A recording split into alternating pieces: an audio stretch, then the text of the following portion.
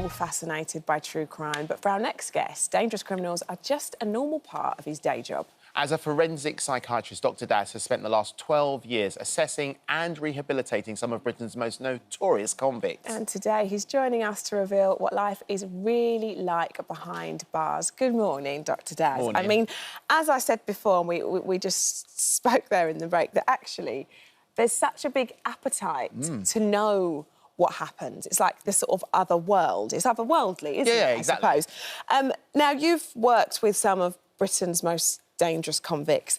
What does your role actually involve? So, firstly, thank you so much for having me on.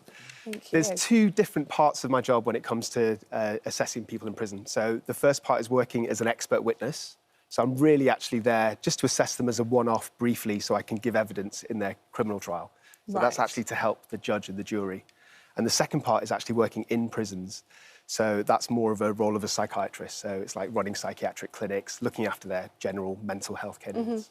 And so do you said you go into prisons and actually sit face-to-face with the criminals, is the right word? Yeah, we'd call them offenders if they're... Offenders, very yeah, far. So you sit face-to-face with offenders. Are you actually ever scared? I've got to be perfectly honest with you, Andy. I'm not scared, and I think there's a couple of reasons for that. I think my general... I've got a general slight lack of fear. Maybe I'm a tiny bit of a psychopath myself. But also... Now he tells us. But also because, generally speaking, they're on their best behaviour, because they know that I'm there for a purpose, which is to write a report that the judge will see. So it's in their best interest to come across a certain way. So they might be, you know, potentially aggressive, criminogenic, hostile or angry or bullying on the prison wings, but they're on their best behaviour for that 1 hour or so when I'm assessing them. So do you think they almost look to you as a friend or as like a bit of a support whilst you're there? If it's a one-off assessment, then not so much. But when I'm there as a psychiatrist, I've worked in a female prison as a psychiatrist on a regular basis for a couple of years, then absolutely. And sometimes these are people who are quite damaged. They come from a background of very little social support. Sometimes they have very lax or neglectful parents. So absolutely, I'm one of the key figures within the prison that shows them support and affection. So is the prison system working for those who are clinically damaged, let's say? Is the prison system working for them, or is it the fact that someone like you comes in, identifies that actually there is something wrong with them, which might justify what they did? So that is a difficult question to answer. I'd say that a huge proportion of prisoners have some sort of mental health issue, about three-quarters, and about two-thirds have a drug and alcohol issue. So I think that the prison system is trying its best to deal with those issues and to try and rehabilitate people to make them safe once they've left. But like many public services, it's massively overstretched. There's just not enough mental health care professionals in. The waiting list to see some quite ill people, you know, sometimes people that are hearing voices, that have paranoid delusions. Realistically, sometimes they're in that state for weeks until they get to see a psychiatrist and get the treatment that they need. And, like, when we talk about rehabilitation, you know, when that comes to a prisoner, I suppose there's many layers to that. There's many steps. How does that first look? So the first and foremost, you have to take each individual and figure out what are the risk factors that cause them to offend. So if it is a mental health issue, then in theory you can treat that, antidepressants, antipsychotics, the right medication. If it's a drug and alcohol issue, then you can also reduce that through specific rehabilitation.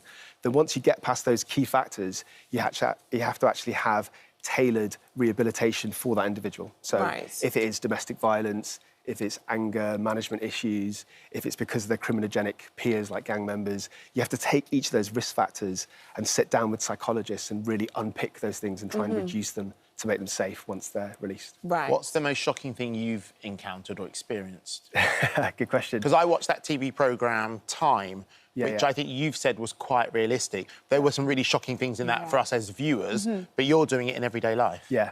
So there's one story that jumps to my mind immediately. I should probably give your viewers a trigger warning because it is pretty graphic. So the most shocking thing that I've seen in prison was a man who became psychotic and did some very extreme self-harm. So his offence wasn't that serious. He was actually in for arson, but the other prisoners immediately took a dislike to him. And they started spreading these rumours about him being a child sex offender, which wasn't true. So he was getting threatened, bullied, harassed, even beaten up. So over the space of a few weeks, because of the stress, he became psychotic, and he had these delusional beliefs that other prisoners wanted to kill him and take it and eat his eyeballs so that they would get superhuman power so they could escape. So he basically preemptively removed his own eyeballs.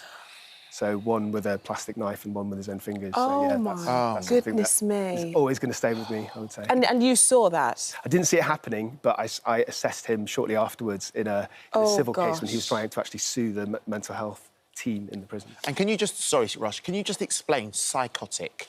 Yeah. What does it mean? So the term psychosis, I think, is quite often misunderstood. Yeah. Sometimes people just think it's anybody who's... People use it quite freely, don't they? They do, yeah. They use it colloquially.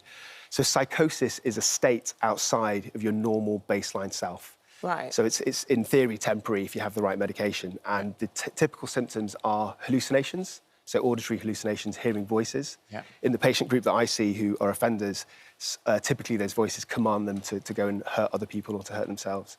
Or delusions, which are fixed, unshakable beliefs. And again, in the patients that I see, they tend to be paranoid delusions. So people believe that strangers, random people, are trying to attack them or want to hurt them. So sometimes they preemptively strike and act out violently. Right. What do you think in your, in your history of working in the job that you do, what do you think are the biggest misconceptions about life in prison? Good question, Rochelle. I think a couple of things spring to mind. I think there's this public image that prison is really cushy and is really easygoing, and the prisoners have TVs in their cells and they have PlayStations. And some prisoners do get privileges if they don't break any boundaries or push the rules for many weeks in a row. But actually, it's quite a harsh life. There's a lot of violence, there's a lot of gang beefs, drugs are rife in many prisons. And so I think that's one massive misconception. And I think another thing is that people assume that offenders, especially violent offenders, are beyond help.